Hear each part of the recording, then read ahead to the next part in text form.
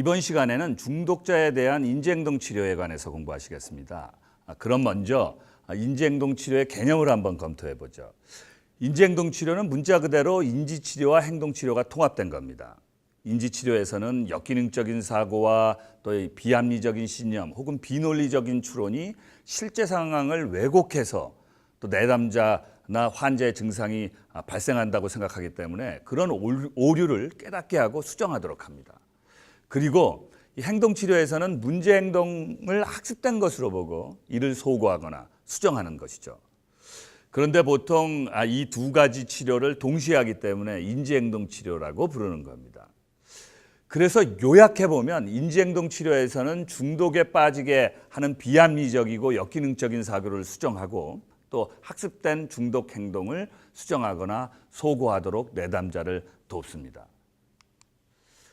자, 그럼 이런 인지치료를 중독에 어떻게 적용할 수 있을까요? 그래서 중독에 대한 인지행동치료의 적용 원리를 살펴보도록 하겠습니다. 먼저 중독에 대한 인지치료의 원리입니다. 인지치료에서는 우선 내담자에게 중독 행동과 그것을 유발시키는 사건들 간의 관계를 인식하도록 돕습니다.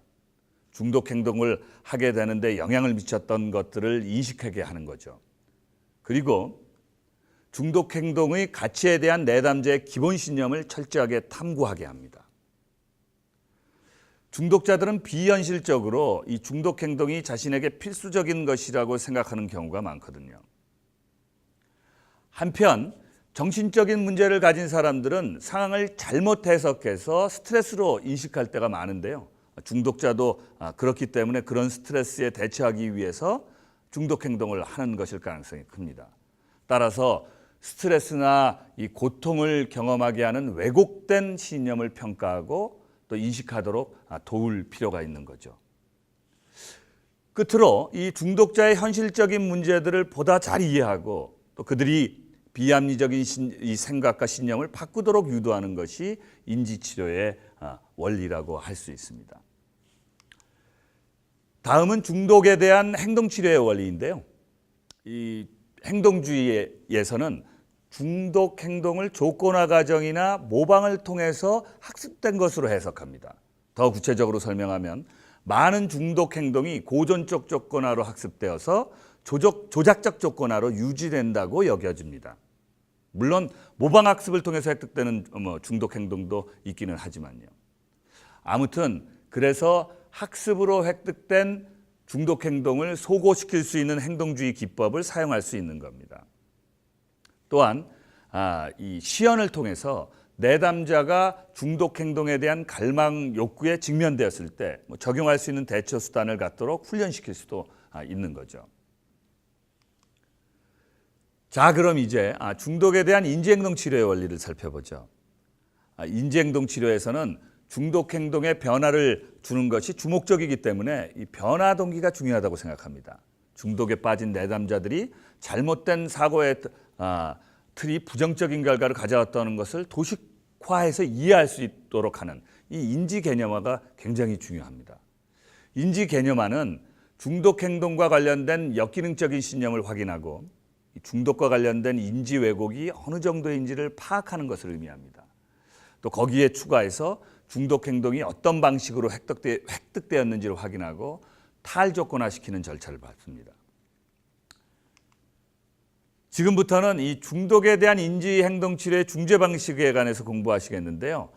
먼저 이 중독과 관련된 역기능적인 사고를 수정하는 인지치료 방법을 살펴보겠습니다.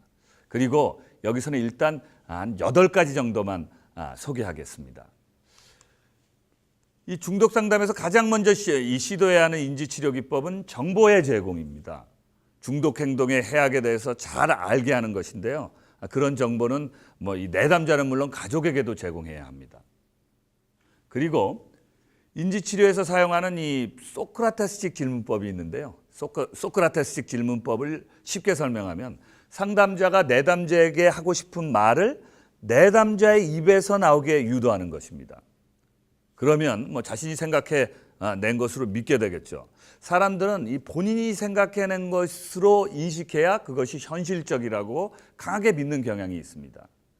그리고 또 그와 관련된 행동을 실천할 가능성이 커지죠.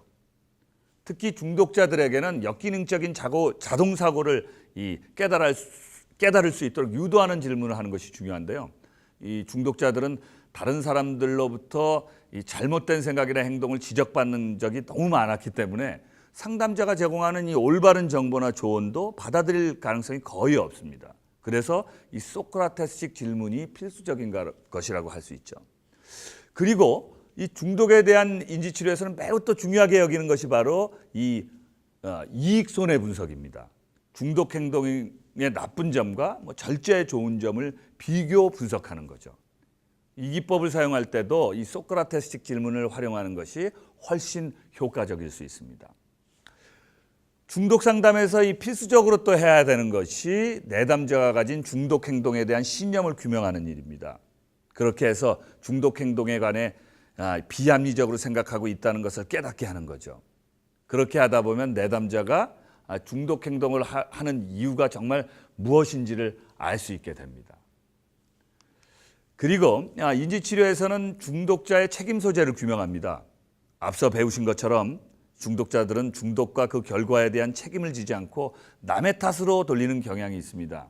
따라서 책임의 소재를 분석해서 중독 행동이나 그 결과를 남의 탓으로 돌리지 않게 해야 하는 것이 중요합니다. 중독자에게 중독과 중독에 대한 결과에 대한 책임을 지게 하는 것은 중독 상담에서 필수적이라고 할 수 있습니다. 다음으로는 사고일지 기록이 있습니다. 사고 난 기록을 하는 것이 아니고요. 생각의 일지를 쓰는 겁니다. 매일 그 행동과 그와 관련된 이 생각을 기록하게 해서 비합리적인 사고를 파악할 수 있게 되고 또 비합리적인 사고가 어떻게 발달하는지를 알 수 있게 되는 겁니다. 앞서 설명한 대로 이 인지치료의 기본 목표는 비합리적인 신념을 규명해서 합리적인 신념으로 수정하는 거거든요. 또 그렇게 수정하는 기법이 있는데 그것이 바로 자기대화, 영어로 셀프톡의 수정입니다. 여러분들이 나는 이 자기대화, 이 혼잣말 하지 않는다라고 말하실지 모릅니다. 하지만 누구나 자기대화를 합니다. 생각이 모두 자기대화라고 할 수 있거든요. 너무 아주 이른 나이에 타계한 러시아의 심리학자 비고스키는 이 모든 생각이 언어로 이루어진다고 강조한 적이 있는데요. 예를 들어서 이 학생들에게 영어 이머전 교육을 한다고 하면서 영어로만 이야기하고 심지어 생각도 영어로 하라고 하면 학생들은 어떻게 대답을 하냐면 그러니까 생각이 없어졌어요 라고 토로하기도 합니다. 만약 여러분들이 자기 대화를 기록하려고 시도해 보면 모든 생각이 언어로 이루어져서 모든 생각을 다 기록해야 하는 것이 아닌가라는 고민을 하는 시기가 있게 됩니다. 그래서 이 자기 대화를 기록하는 것이 사고일지가 라고 이렇게 저희가 표현할 수 있는 겁니다. 아무튼 이 중독과 관련된 자기 대화를 수정하는 것은 이 인지 치료에서의 아주 기본 기법이라고 할 수 있습니다. 여기서는 중독과 관련된 부정적인 자기 대화를 이 긍정적인 자기 대화로 수정하는 것을 의미하는 겁니다. 마지막으로 소개할 인지 치료 기법은 행동 실험인데요. 이 기법은 절제 행동을 했을 때 생기는 이 결과에 대한 이 왜곡된 사고를 실제 실험을 한번 해보고 그것이 잘못되었다는 것을 깨닫게 하는 겁니다. 이 구체적으로는 이 as if 기법이라고 하는데요. 내담자가 바라는 행동이나 상황 설정이 그 사람에게 마치 실제 현실인 것처럼 행동하게 하는 겁니다. 예를 들어서 담배를 끊기 원하는 중독자에게는 마치 완전히 자기가 비흡연자인 것처럼 며칠만 한번 지내보십시오 라고 하는 거죠. 자, 그럼 이제 이 중독과 관련된 이 행동치료 기법들을 공부해 보도록 하겠습니다. 처음 소개할 기법은 자기관찰법인데요. 지난번에 공부하신 것처럼 자기관찰법은 평가 방법 중에 하나입니다. 그런데 평가 이 방법으로는 이 자기관찰이 약점이 있는데요. 왜냐하면요, 자기관찰을 하면 본인이 바람직하다고 여기는 행동이 증가하고 또 바람직하지 않다고 생각하는 것은 감소하는 경우가 있습니다. 하지만 이런 평가 도구로서의 약점을 또 치료 효과로는 이용할 수 있겠죠.